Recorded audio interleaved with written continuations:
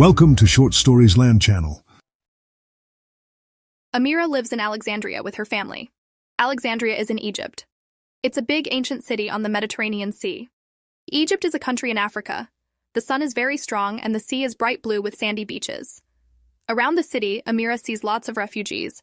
They are often on the streets and need help. At school, Amira asks about the refugees.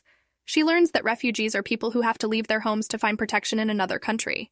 Amira's teacher explains that refugees are trying to escape war, violence, or starvation in their home countries. They come to Egypt looking for safety. Egypt is a welcoming country. Families from different geographies and cultures come to Egypt to find a better life, her teacher tells the class. Amira's classmate and friend Rama is a refugee from Syria.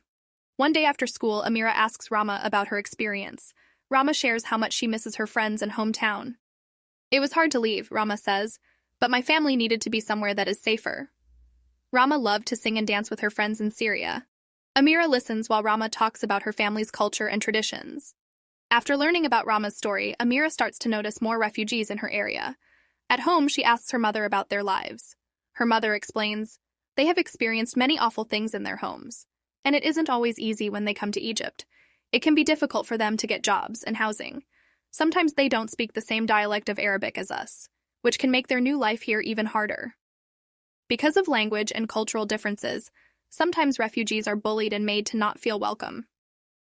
They've already had such a hard time, we should all show them kindness and love, she tells her mother. Amira asks her mother what they can do to help the refugees in their neighborhood. They spend a long time talking about how they can help make refugees feel welcome. Amira's mother says, "What about using your art to help the refugees?"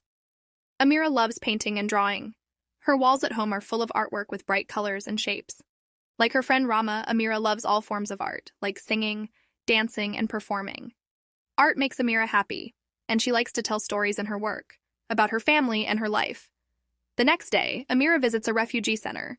She wants to plan an art class and invite all the children in her neighborhood, both from refugee families and Egyptian families. The refugee center thinks it's a great idea, and Amira gets several of her friends to help out. On the day of her first class, Amira is warm with excitement. At the refugee center, she has a room filled with paper, paint, and pencils. Slowly, everyone starts to arrive. At first, everyone is quiet. Amira invites everyone to introduce themselves and share something special about their hometown.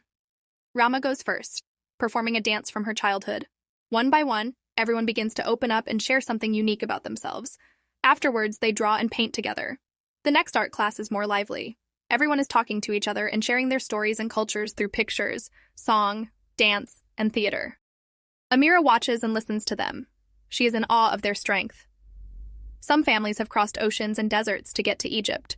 Now in one room, everyone has something special to share. At the end of the month, Amira and her friends hold an art show. Everyone pins their paintings and drawings to the wall. Young people stand up to sing, dance, and perform skits for their friends and families. People from the town come to watch. The paintings are amazing. The performances are powerful. There are so many emotions for each piece of art. Some are very sad and some are full of joy and hope. At the end of the show, several families come over to Amira. "Thank you so much for holding this workshop," they say. "Our kids have enjoyed sharing their stories with each other. They feel more confident and welcome to the neighborhood." Amira and her friends feel incredibly proud. They are already thinking about how to involve more families in more neighborhoods.